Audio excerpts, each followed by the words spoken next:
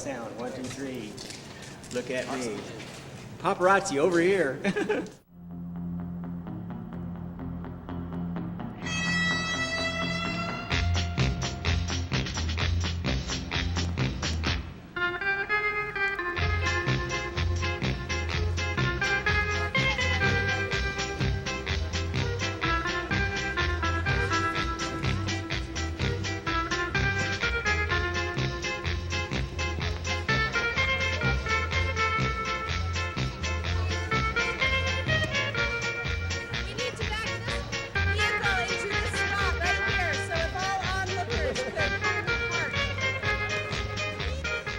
First race started in Ferndale, California in 1969. It actually was 68. And my son would leave his tricycle out front in the art gallery, in front of the art gallery. I have a gallery called Hobart Galleries in Ferndale, California. Anyway, he'd leave his tricycle out there, and it looked terrible. It looked like a daycare center. So I thought, well, I've got to do something about it because this very Victorian, pristine town couldn't have a tricycle sitting in front of an art gallery. So I thought, well, I'll fix it up into some kind of weird sculpture. We're in the 60s, remember?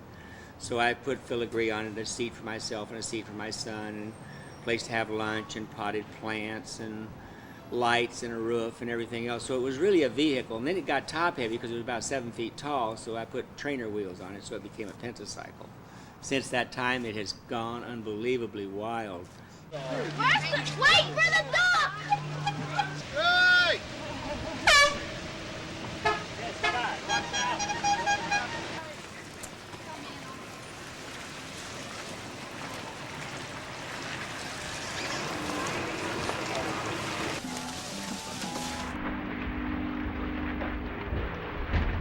I'm born in the sign of Pisces with Sagittarius rising and a Leo moon. So that kind of tells you the story about me. I'm confused, and I am. I feel like I should always have 2 votes on everything, but Sagittarius makes me an adventurer, Pisces makes me an artist, and Leo makes me want to tell you about it. I have a Pisces moon, or Mercury's in Pisces, which means I have a creative, artistic mind. And my actually my Jupiter, which is an important sign, is in the sign of Aquarius, which makes me a weirdo, and I love weird things. And this race can certainly be considered as weird. What's our song? Just plant a serpentine right upon our grave and let the juice seep through. Just plant a serpentine right upon our grave and let the juice seep through. Lots of meat and chicken bone tastes mighty fine, but there ain't nothing better than serpentine wine.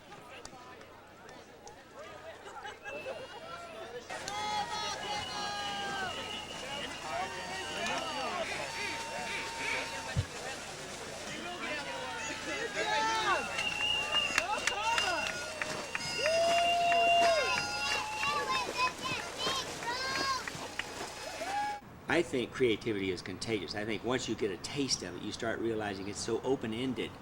Like the beatnik generation added its part, the hippie generation added its part, the yuppie generation added its part. I think all these people added something to give the freedom of art. Art is like a can without a lid. There's no roof on this. You can go artistically, can take you anywhere, to the moon. Worked out good.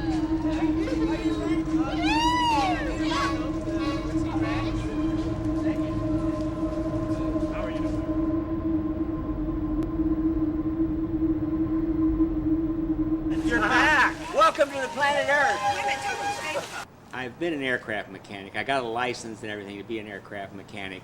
I think it's wonderful being an aircraft mechanic because I learned more about art than any other art class I've ever had. I studied a little bit at UCLA, a little bit at University of Maryland, but always those were just those extension courses and not real. But what I really got out of art was, in fact, I tell people out there, if you're going to be an artist and you want to take a class, take an art history class. Learn what the masters have done, see what levels they've gone to and how much further you can go. So I say art history is really the way to go, or any field. I don't care what you study, it's going to have something to do with your artwork, like aircraft mechanic. I learned weight and balance. I learned about center of gravities, things like that, and space with materials, balances. So I learned all these things, but from aircraft school. I got it great. Looking good, looking good. Funky looking. Get up a little bit further so you're off the And look at all the engineering. Can you imagine? Look at these right now they're solving this problem. They're going to clamp their floats on this machine. The dog just went out. They had a device for lowering their floats, and propellers drop into place. It's kind of a James Bond or a car like.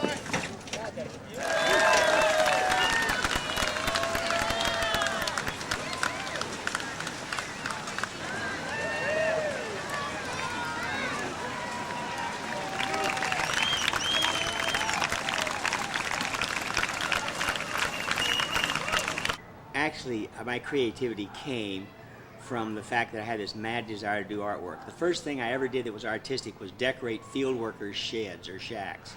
And I did that before I even knew what decorating was. But I knew that there was a proper, clean way to be this. And I knew that out of order came a certain discipline that made it safe for me to live. I was really afraid of non-artistic way of life, trashy ways of life. One of my most important people in my life are Raymond Rigby, who was an artist that came to live with my stepfather. And while he was living there, he showed me that you could go from the spray can to the art gallery.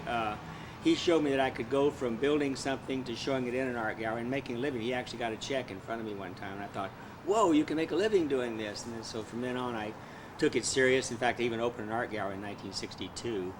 And I started collecting money for my artwork. And one day I was driving down the road and I realized I'm driving down the road on my own art money. And I was tickled to death.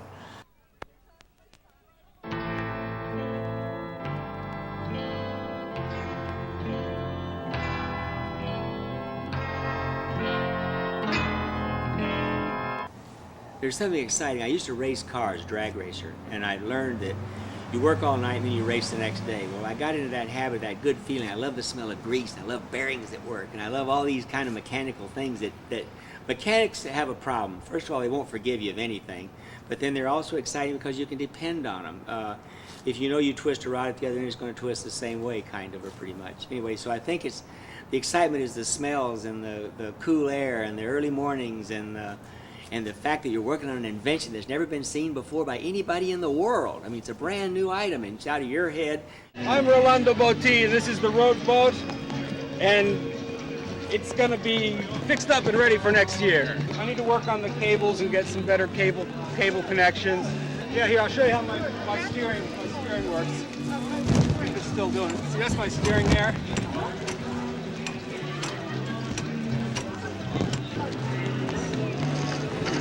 Oar mechanism there. All right. Getting there. We've been so lucky, and knock on wood and scatter the thought, as my grandmother would say. We've only had one guy really hurt himself, and he'd lost a thumb, and he got it cut off on a chain sprocket while we were rolling down the road, and we said, don't do that, you're going to hurt yourself. So he did, but he's trying to pick up his thumb, and he can't pick it up because he doesn't have a thumb. Anyway, he got it, and he stuck it back on his finger, and he said, here, just let me off this next house, and I'll call the hospital, and I'll go get it fixed. And sure enough, he got it fixed. They sewed it back on, and right now I saw his thumb the other day, and it's just fine. Well, we started out with a 100-pound eye, fiberglass eye up on top of that pole right there, and about halfway through it broke off and almost killed us. But other than that, everything's been going pretty good. See, if you look at life and you see the positive side of everything, and it's there. If you see the grumpy side, I'm sorry for you, get therapy. The sculpture race has, it gives people a set of problems that they can solve. Now, they don't try it if they can't solve it, and if they don't solve it, we get to see them fail, and that's fun. Oh, the dog's taking a running start.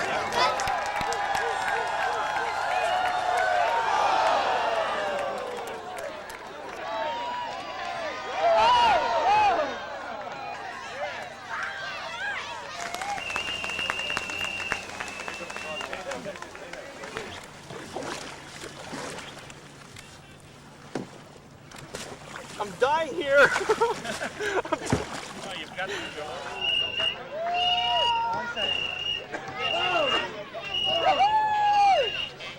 But the most exciting thing that happened to me was I rolled over this 60-foot, 14-foot tall machine, rolled over in the bay, and there were 20 people on board, and I kept counting 19. And I was scared to death. I could see somebody down there struggling, trying to get out of the machine in 40 foot of water in the ocean. And I thought, oh my God, this is horrible. And then somebody said, you're not counting yourself, Hobart. And I wasn't. And so all of a sudden, a terrible nightmare turned into a wonderful outcome. everybody was safe, and we'd all survived this great thing. And then we were all so good about it. We were having fun with it. We were laughing and joking and everything.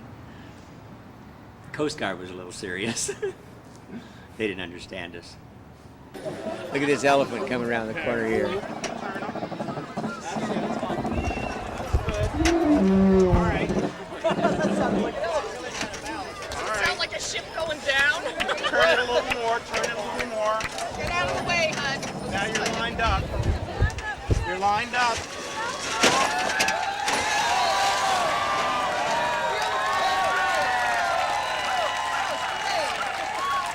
Oh, it's a wonderful psychic landscape.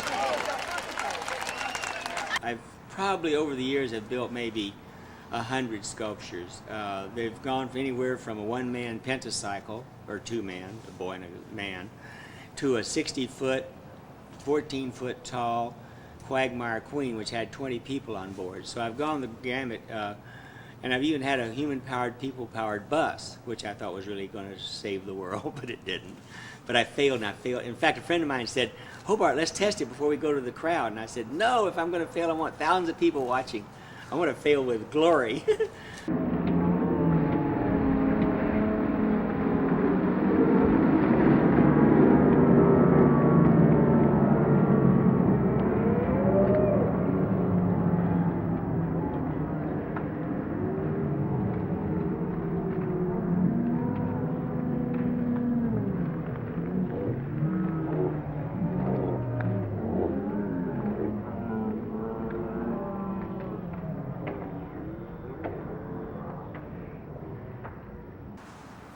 That we have an award called the Mediocre Award, and that award is the middle of the pack. And if you've ever eaten watermelon, you know the best part's in the middle. If you've ever picked anything out of an assembly line, it's the middle. That's where you get the quality. So now this is we have a tendency to shoot for the extreme, like the best or the fastest or the most best engineered or whatever, and those are in there. We address those issues because they're important, but they are in the extreme department. So the best example of Kinetic Sculpture is in the Mediocre Award, which is in the middle.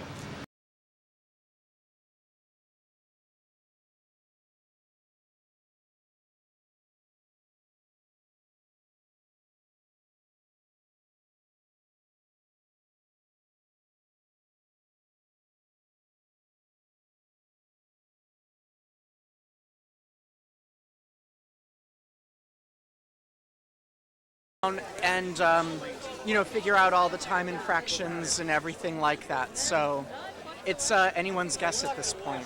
Trying is everything. If you don't try, forget it. Like if, you know, like they say, if you're not living on the edge, you're taking up too much space. The Jabberwock, my son, the jaws that bite, the claws that catch. Beware the jump bird and shun the Fermius Bandersnatch. Oh God! Next person.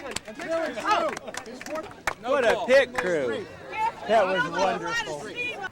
Actually, we had one of them break the speed limit in a town. It was only 25 miles an hour, but that's pretty scary when you're going down the road at 25 miles an hour with 2 tons of something you put together.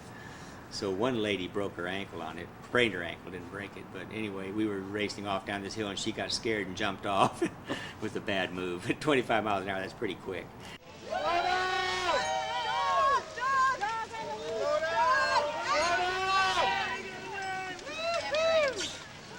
Banishment is an important part of this race. And the fact that banishment means that you've been removed. That means you're an incurable case. You've done something horrible like, oh, I don't know, a motor tow or something, but if you get caught at it, you can be banished. Now, we do have a rule that says cheating is a privilege, not a right, but that means that you got to get away with it. You can still get caught. So anyway, the banishment rule is the last thing we have to, we've only had to banish really one person, and it was kind of a joke anyway, but if somebody tries to hurt somebody else or something like that, they get banished.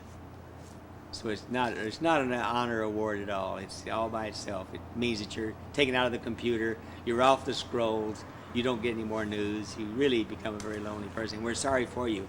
We might even help you get therapy if you wanted it. Has anyone been banished today? Banished? We don't banish anyone. I really think the sculpture race is going to save the world. I think that what happens is you've got to have purpose for people. If you give them purpose, then they start to understand that problems are okay and the problems that they can solve. And so when they start to solve the problems, then they realize, well, bring me more purpose, bring me more problems, because that gives me purpose. That makes me feel good when I solve them. Hey. So the real blessing is problems.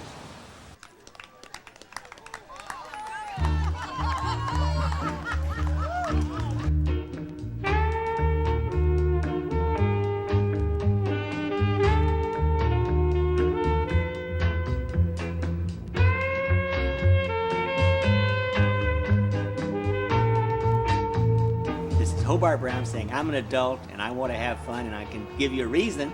It'll make kids want to get older, but I'm doing it because I want to have a good time. And I am having a good time.